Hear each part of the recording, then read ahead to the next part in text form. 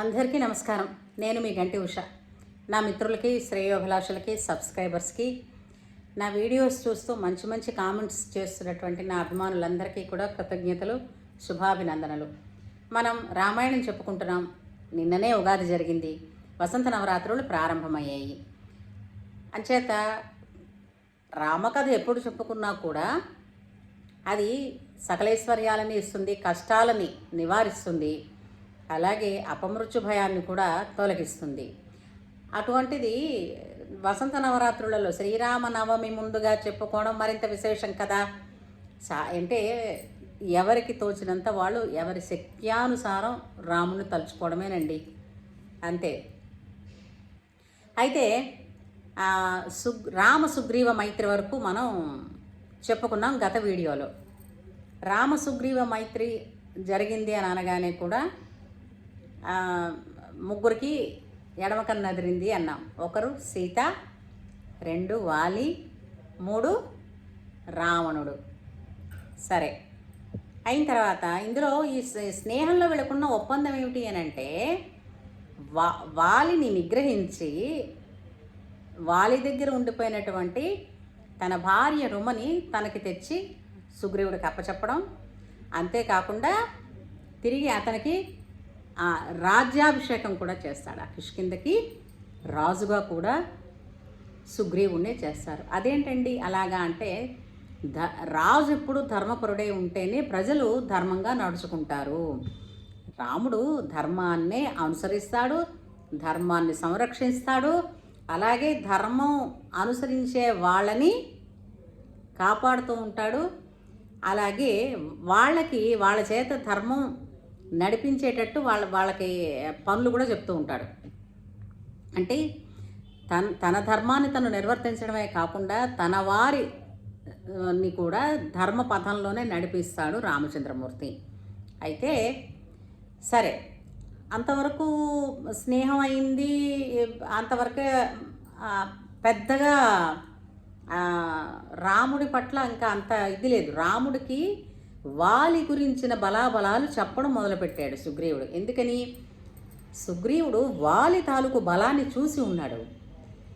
ఆ దెబ్బల తాలూకు అనుభవం కూడా, బాధ కూడా అనుభవంలో ఉన్నవాడు కాబట్టి రాముని గురించిన శక్తి మాటల్లో ఎంత చెప్పినా కూడా ఆయనకి సరిపోవటం లేదు. ఎందుకనంటే అంత చావు దెబ్బలు తిన్నాడు కాబట్టి. నీకు ముందుగా మా అన్న గురించి చెప్తాను అని చెప్తూ పొద్దున్నే సూర్యోదయానికి పూర్వమే మా అన్న ఇలాగా అర్ఘ్యం ఇచ్చుకుని, సూర్యార్ఘ్యం ఇచ్చుకున్న తర్వాత సూర్యుడికి తను ఒక పర్వతాలను చూపిస్తాడు, 2 పర్వతాలు. ఈ పర్వతాలను బంతుల్లా ఆడతాడు. అంటే ఏంటంటే అతని ఎక్సర్సైజ్. పర్వతాన్ని పెకలించి 2 చేతులతోటే ఆడతాడు బంతుల్లా. అంటే ఎంత బలవంతుడో ఆలోచించండి అని అలా చెప్తూ వాలి యొక్క బలం గురించి చెప్పుకుంటూ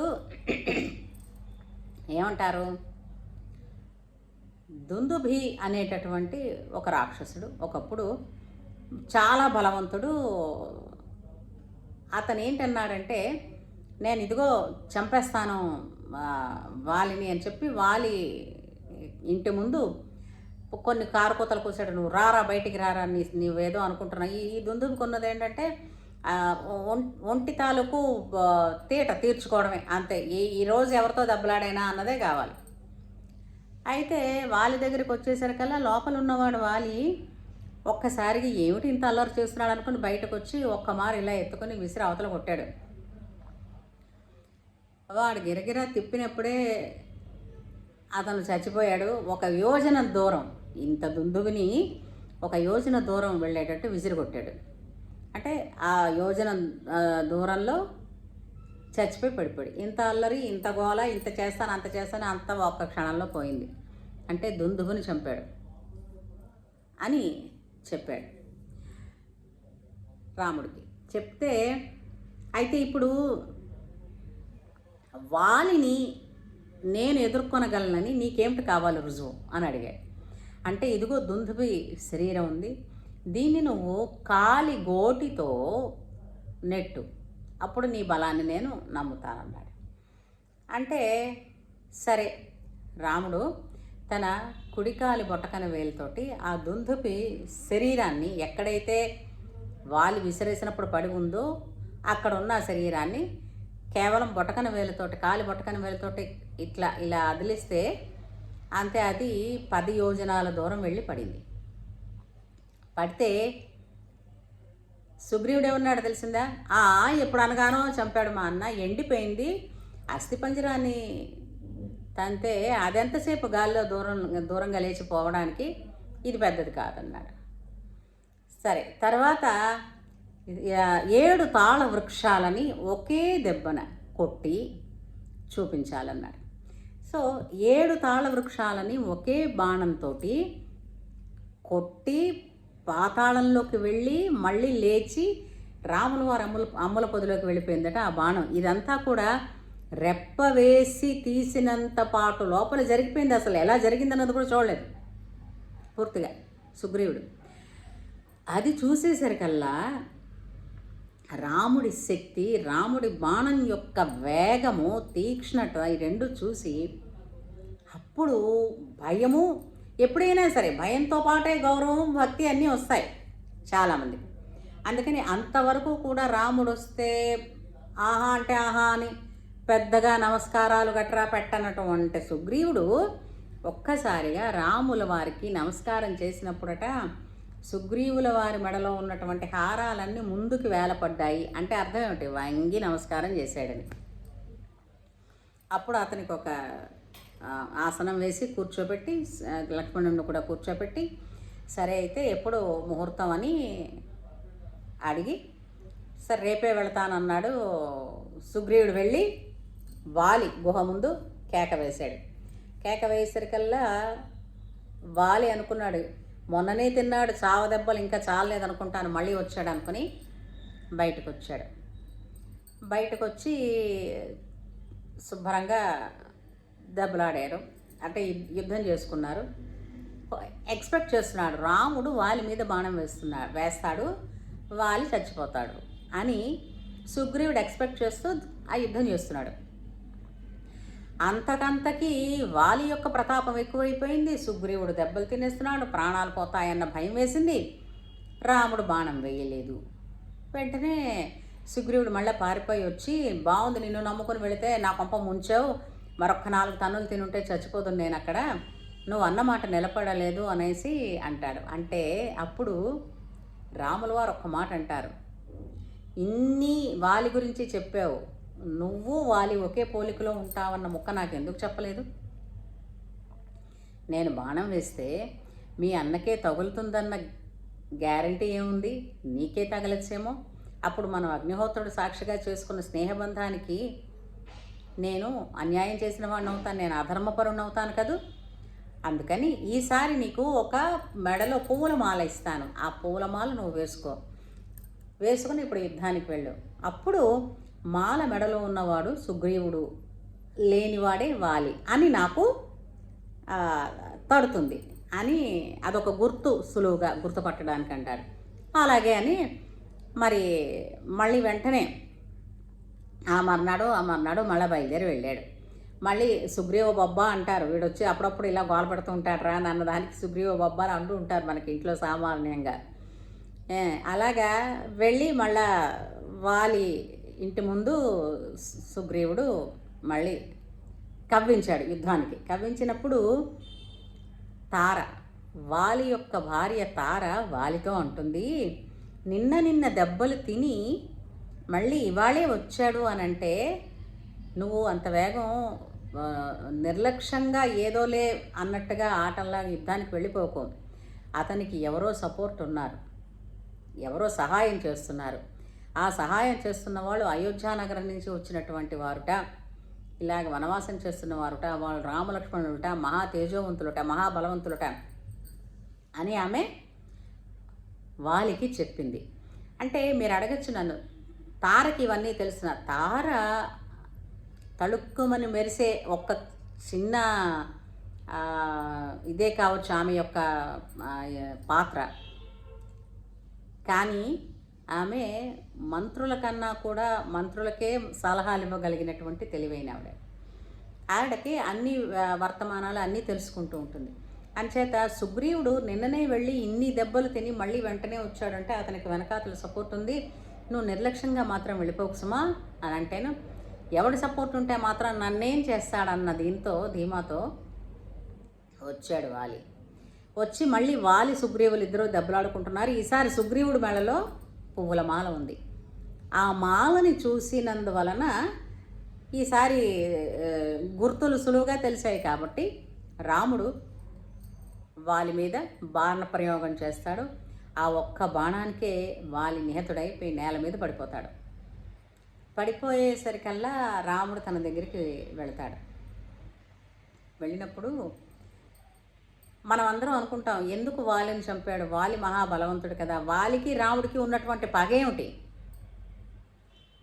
కదా, తనకి వారికి అంటే పగ లేకుండా ఎందుకు వాళ్ళ మీద వాళ్ళ ప్రాణం తీశాడు రాముడు అని అనుకుంటారు కదా.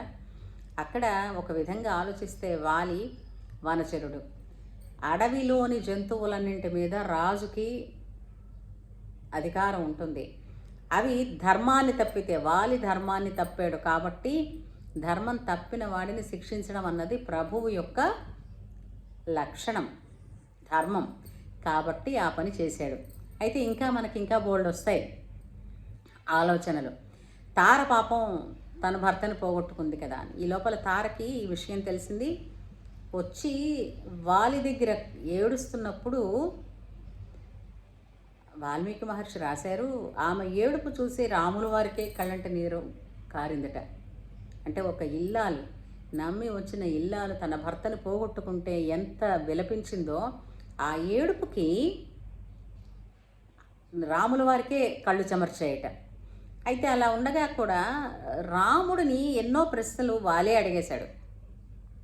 ఇప్పుడు సుగ్రీవుడు ఎందుకు రావణుణ్ణి తోకతో చుట్టి నేను ముప్పతిప్పలు పెట్టిన వాడిని నువ్వు అడిగితే ఎంతసేపు నేను అడిగితే వెంటనే తీసుకొచ్చి ఇచ్చేస్తాడు కదా, నువ్వు సుగ్రీవుణ్ణి ఎందుకు పట్టుకున్నావు అని అడిగాడు. అంటే నువ్వే ధర్మం తప్పిన వాడివి కదా, నాకు ఏదైనా నేను ఏది సాధించినా ధర్మంగానే ధర్మబద్ధంగానే సాధిస్తాను అని రాముడు అతనికి సమాధానం చెప్పాడు.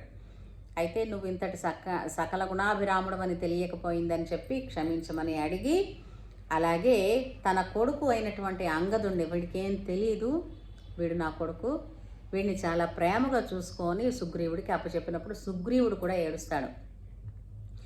ఆఖరికి తన భార్యని తాను పొందడానికి, రాజ్యాధికారం పొందడానికి అన్ననే చంపుకున్నానా అని పాపం ఏడ్చాడు. ఎందుకంటే అంతవరకు మరి వారి మధ్య సయోధ్య అన్నది కుదరలేదు కాబట్టి అలా జరిగింది. సరే, మనం కథలో ముందుకు వెళ్ళాలి కాబట్టి అయితే ఇక్కడ ఇంకొకటి మనం ఆలోచించవచ్చు. అసలు రావణుడికి వాలికి ఒక ఒప్పందం ఉంది. ఏంటి? విశ్వంలో ఎక్కడైనా అందమైన వస్తువు కానీ అందమైన వ్యక్తి కానీ ఏదున్నా సరే, గొప్పది విశేషమైనది వీళ్ళు స్వాధీనపరుచుకుని 6 నెలలు ఒకడు 6 నెలలు ఒకళ్ళు అనుభవించాలన్నది వాళ్ళ ఒప్పందం. ఇప్పుడు ఆలోచించండి, సీతాపహరణం రావణుడు చేశాడు, సీతని అట్టు పెట్టుకున్నాడు అన్నది వాలికి తెలిసిన తర్వాత ఇప్పుడు వాలి రావణులు ఇద్దరు ఏకమైపోయారు అనుకోండి, అప్పుడు ఆ యుద్ధం ఎంత భీకరమైపోతుంది కదా. అందుకే ఆ దైవం ఆ విధంగా ఈ కథని నడిపించి ముందుగానే వాలిని రాముడి చేత సంహరింపజేసింది. సరే, వాలి సంహారం అయిపోయింది. వాలికి అంత్యక్రియలు జరిపించేసిన తర్వాత సుగ్రీవుడికి రాజాధికారం పట్టాభిషేకం చేసేస్తారు.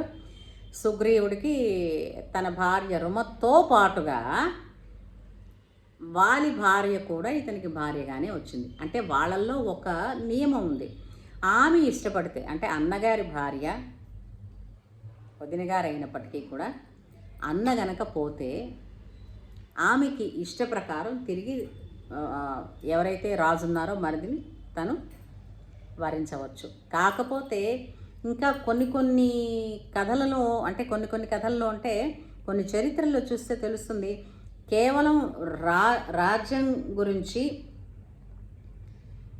రాజ్యం గురించినటువంటి బాధ్యతలు పంచుకోవడానికి మాత్రమే ఆమె క్వీన్గా, అతను రాజుగారైతే ఆ రాజుగారికి భార్యగా తప్పించి మిగిలిన వ్యవహారాలలో వాళ్ళు ఈ విధమైనటువంటి అంటే ఈ విధమైనటువంటి బంధుత్వాన్ని కొనసాగించారని కూడా కొన్ని చోట్ల ఉంది. కానీ ఇక్కడ ఏంటంటే ఆమె వారిలో ఆ తప్పు లేదు కాబట్టి ఆమె తిరిగి సుగ్రీవుడికి కూడా భార్య అయింది. ఇక్కడికి కథ ఇలా ఒక ఒడ్డుకి చేరింది. సుగ్రీవుడికి ఇచ్చిన మాట ప్రకారం రాముడు తన మాట నిలబెట్టుకున్నాడు. ఇప్పుడు సుగ్రీవుడి వంతు రాముడికి ఇచ్చినటువంటి మాటని నిలబెట్టుకోవడం. అంచేత ఇంకా వెంటనే తను చేయవలసిన తన భూమి మీద నలుచెరగులా ఎక్కడైతే ఉన్నారో కొన్ని కోట్ల వానరాలకి భల్లూకాలకి రాజు ఇప్పుడు సుగ్రీవుడు కాబట్టి వాళ్ళందరినీ కబురు చేయమని చెప్తాడు. ఈ కబుర్లు చేసి వాళ్ళందరూ వచ్చే లోపల, అంటే ఎవరికి తెలిసిన వాళ్ళని వాళ్ళందరినీ వాళ్ళ బంధువులు అందరినీ రమ్మని, ఈ వానర సైన్యం అనమాట, వీళ్ళందరూ వచ్చే లోపల రాముడు ఏంటంటాడు, పైగా ఇది వర్షాకాలం కాబట్టి చాలా సంవత్సరాల తర్వాత నువ్వు ఎదురు చూసావు, నీ భార్యను నువ్వు పొందావు కాబట్టి ఈ వర్షాకాలంలో ఏం వెతకడం జరుగుతుంది, అన్వేషణ జరగడానికి కూడా ఇబ్బంది కాబట్టి ఈ వర్ష ఋతువులో నువ్వు తిరిగి హాయిగా కొన్నాళ్ళు స్థిమితపడి సుఖపడు, తర్వాతే సీతాన్వేషణ కొనసాగిద్దాం అని రాముడు సుగ్రీవుడికి చెప్తాడు. కాబట్టి సుగ్రీవుడు రాజ్యాన్ని పొంది తిరిగి భార్యను పొంది సంతోషంగా ఉంటున్నాడు. ఇంకా సీతాన్వేషణ ఘట్టం అన్నది ప్రారంభమవుతుంది. అదిగో సీతాన్వేషణ ఘట్టం అని అనగానే మనకి సుందరకాండ ఎదురుకుండా కనిపిస్తూనే ఉంటుంది. మళ్ళీ వీడియోలో మనం దాని గురించి మాట్లాడుకుందాం. అంతవరకు జై శ్రీరామ్.